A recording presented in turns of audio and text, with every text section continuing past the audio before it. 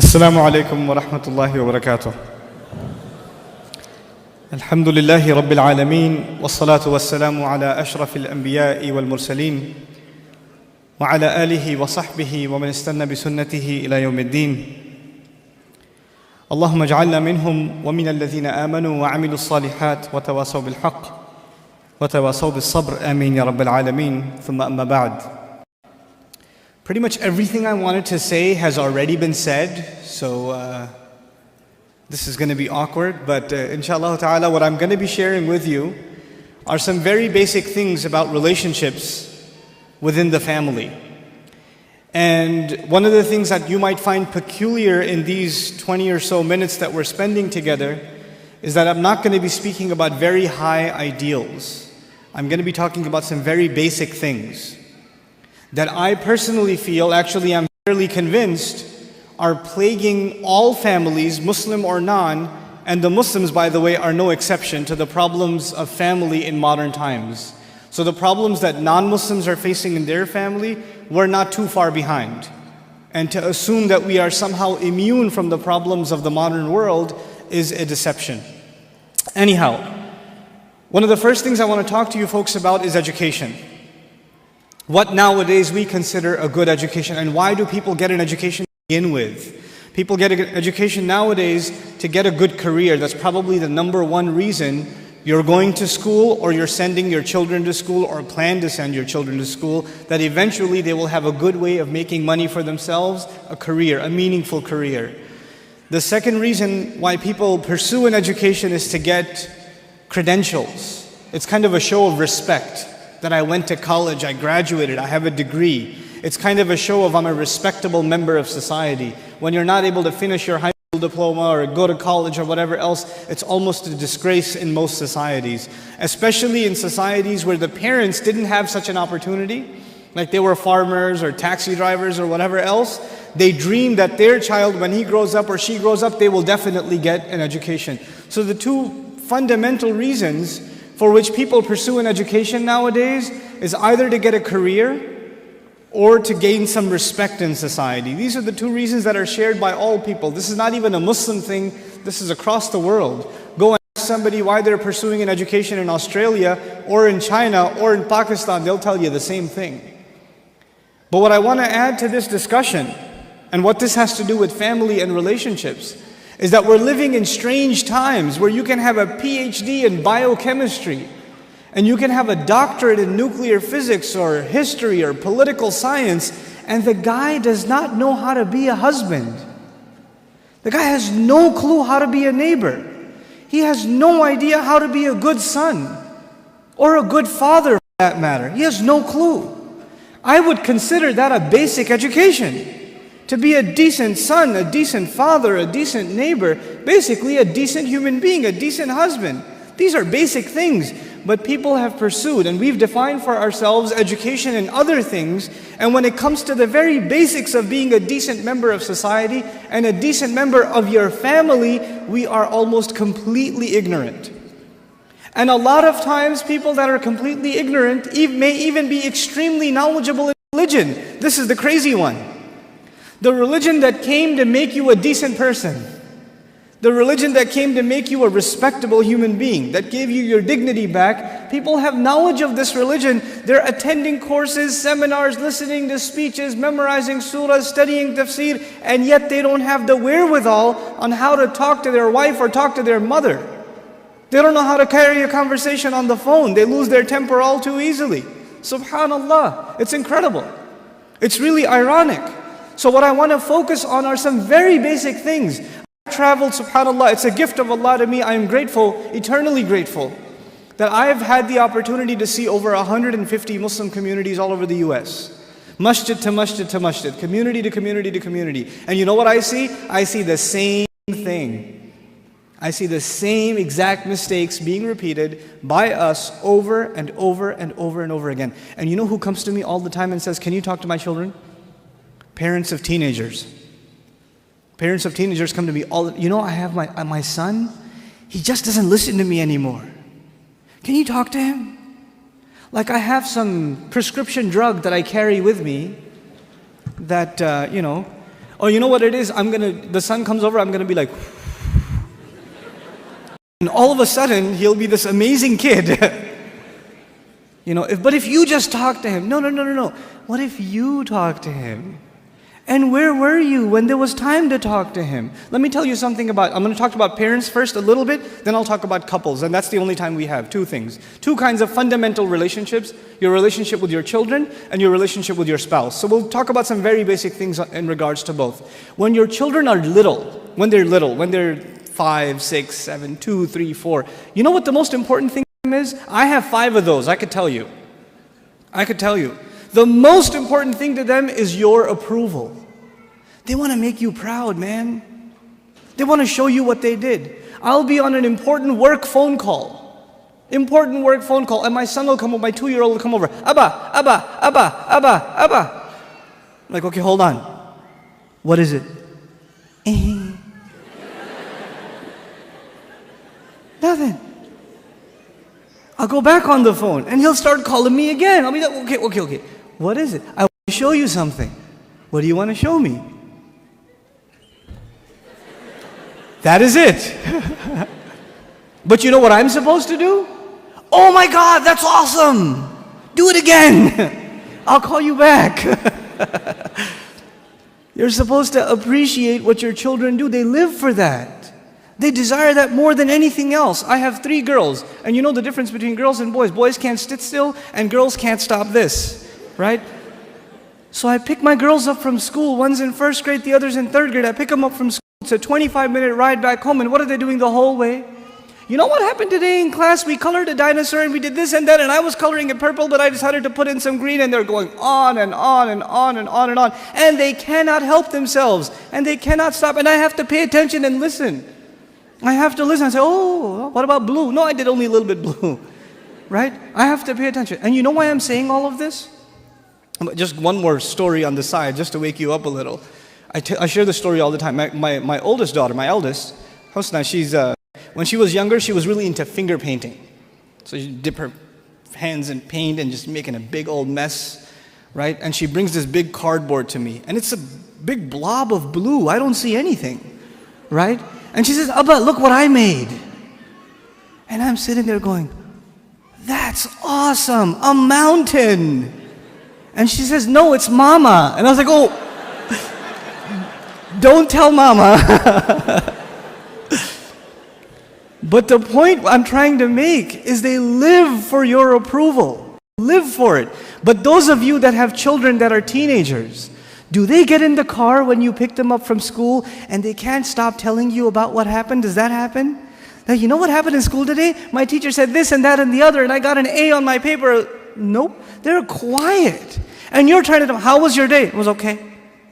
So what'd you do? Something. Where are you going today? Somewhere. They don't talk. Getting them to talk is like an interrogation at a police station. And they're not saying anything to you.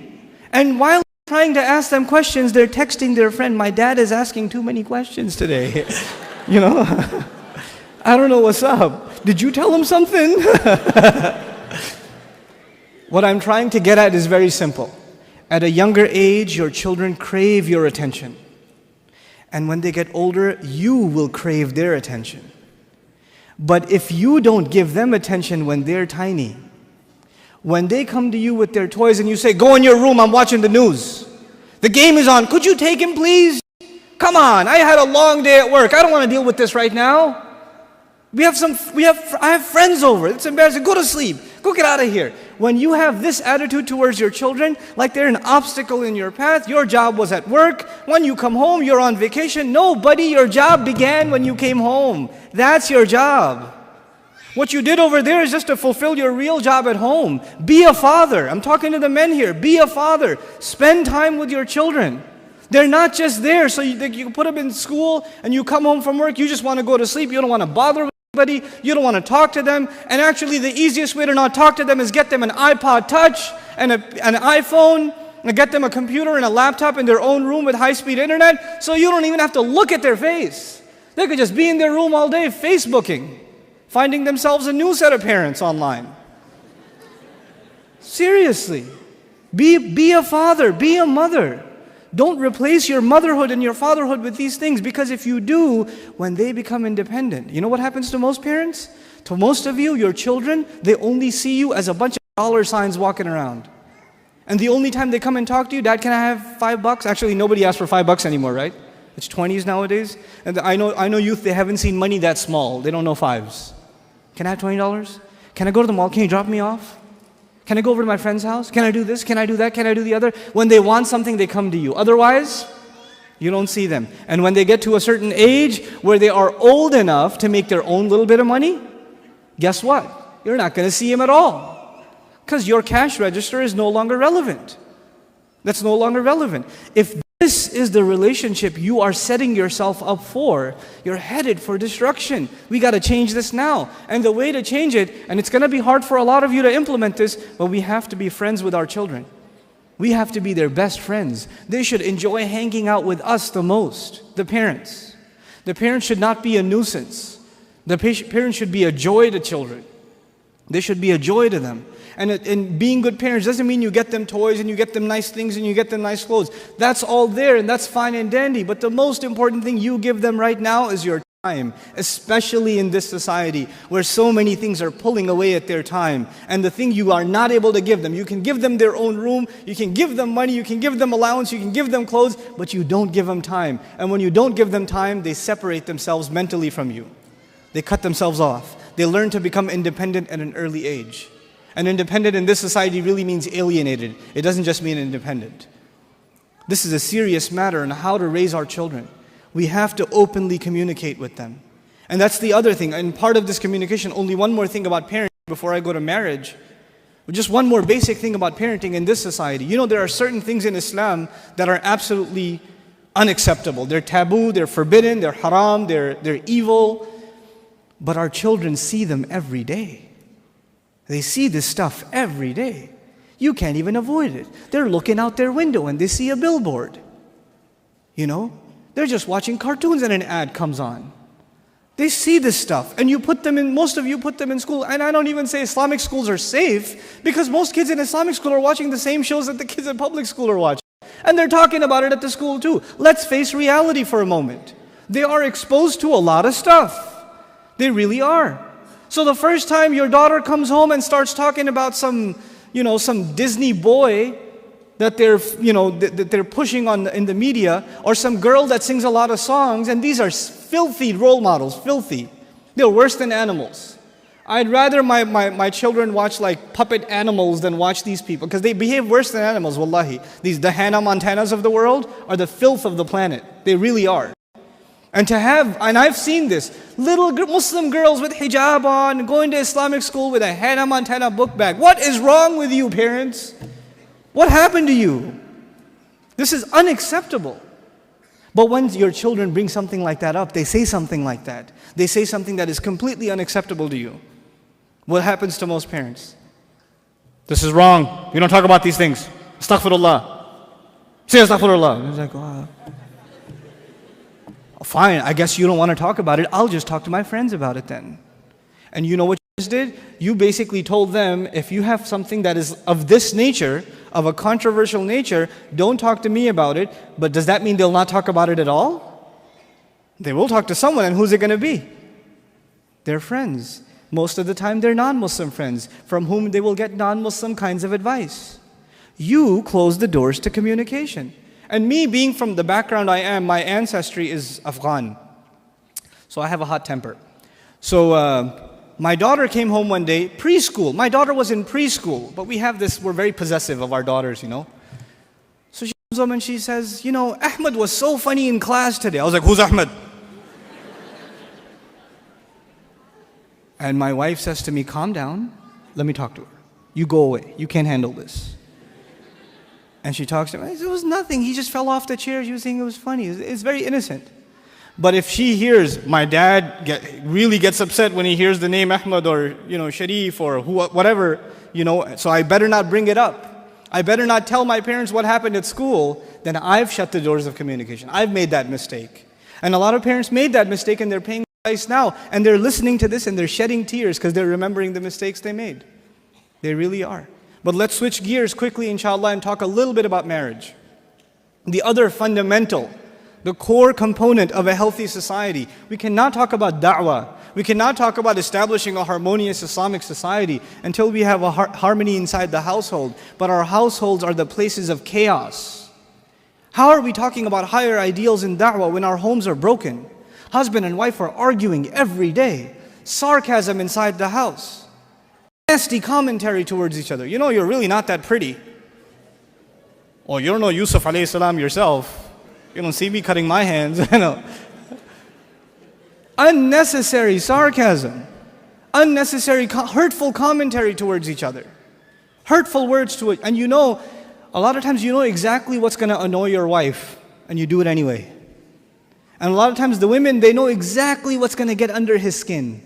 And they'll say it anyway. Just to see what happens. Right? And who's watching all of this while you're doing this to each other?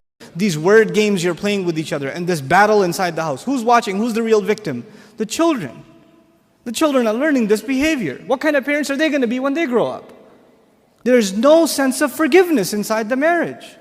You know, the Muslim man, a lot of you who work in the public sphere and corporate or whatever else, you'll go to work, your secretary, highly inappropriately dressed, is smiling at you. How's it going, Muhammad? How's your day? And like, it was pretty good, yeah, And you're having like 5-minute conversations with the secretary. You come home, the wife says, how was your... I don't want to talk about it, I had a long day at work. This is what we're doing inside our homes. Ruining our own relationships with our spouses. When was the last time, ask the brothers. I'm not in a position to speak on behalf of the sisters because I'm not one. They should be getting advice from sisters. But I'll get on your case for a minute. On my own. When was the last time you got her a gift, man? When was the last, you took her out to the bazaar over there and she picked something like, no, put that back. When was the last time you got her something? Without her asking. When was the last time you hung out with her? Just took her out for some ice cream for no reason. They don't ask for much. They also just ask for your time. They only ask for your time. Wallahi, there are sisters who complain to me, and I couldn't believe my ears. They complain to me that they haven't seen their husbands forever because when they come home, they sit on the computer and just YouTube away the whole night. And they haven't seen, they're crying. It's like we're not even married anymore. Get off the computer, man. You have a wife, you have children to deal with. That's your priority. What are you sitting there listening to this? What Islam is that? You know, I was late to this lecture. I was supposed to be here at 10 o'clock, I got here at 10:25. You know why? I was stuck at you know how crazy the elevator is in the Marriott? I was there because I had to deliver burgers to my kids.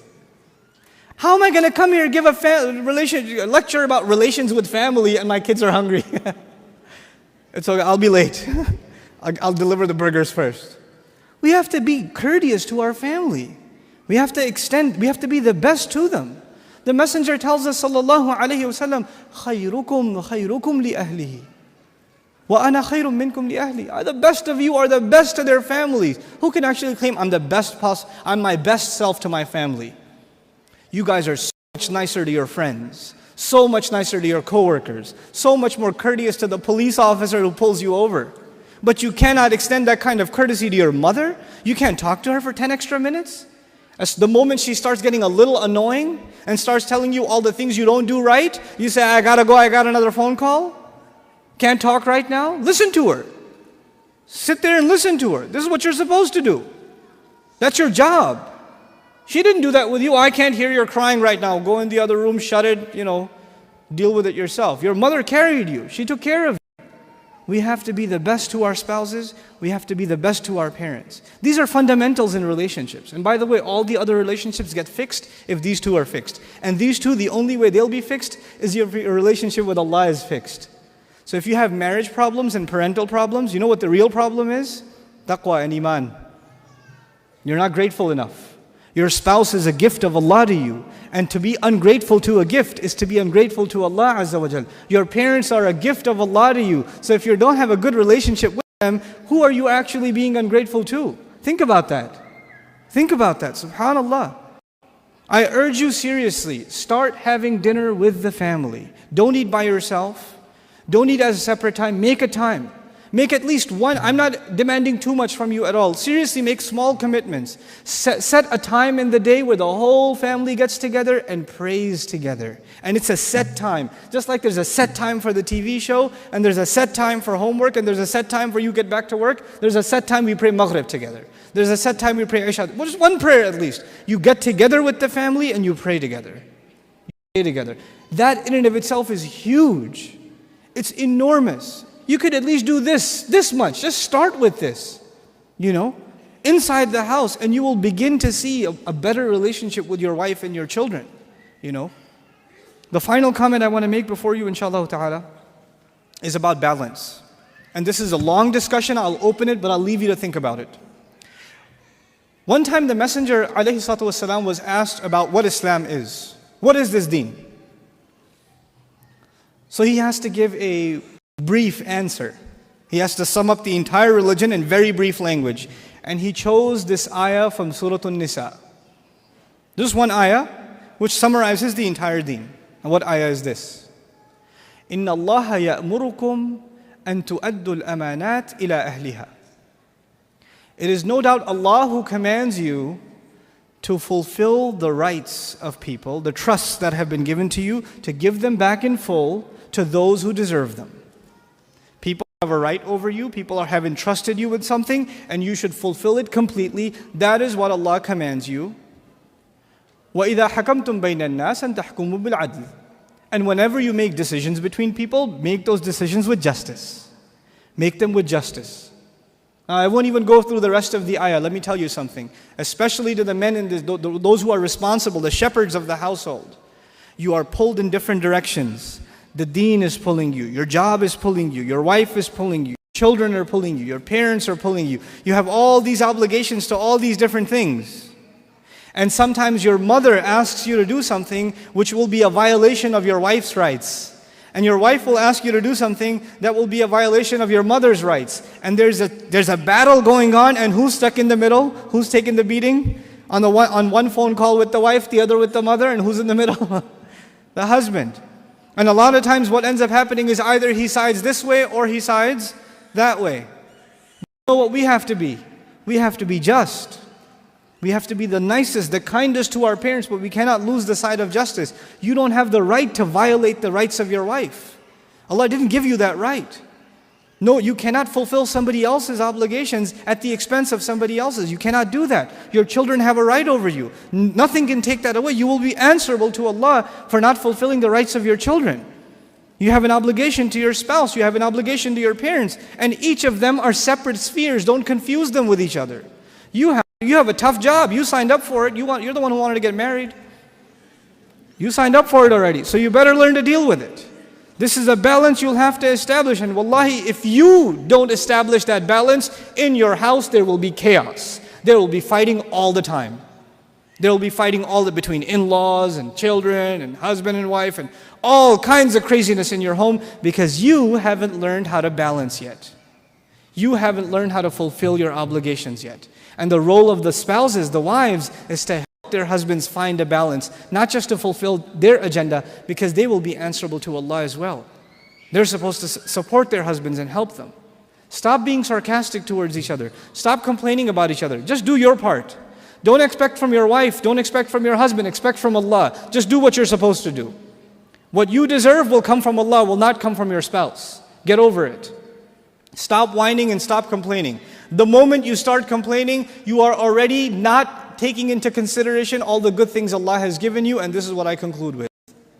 How many things has Allah given us that we should be grateful for? How many things has Allah given us that we should be grateful for? We can't count. We can't even count one ni'mah. وَإِن تَعُدُّوا نِعْمَةَ اللَّهِ mufrad, singular. If you were to try to count one ni'mah of Allah, one blessing of Allah, you would not be able to encompass it. Allah's favors are countless upon us. So if you find the time to complain, that means you didn't have enough time to thank Allah for so many things that you have enough time to complain about things. This is the height of ingratitude. It's the height of ingratitude when someone starts complaining. Quit complaining. Quit complaining. If you have problems, learn to be grateful to Allah first and have sabr. The key to sabr is being grateful to Allah. And if you don't have patience, it means you're not grateful enough. Really, if you don't have patience, the secret is you're not grateful to Allah enough. You open up the fridge, there's 10 different kinds of soda. You say, where's the orange juice? God, I told you to get it. You're not grateful enough for what you have in front of you.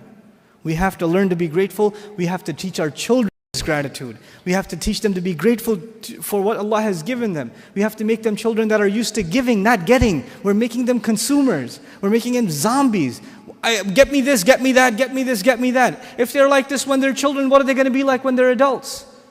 How is it a shock then that they're going to be fighting over the inheritance when they get older?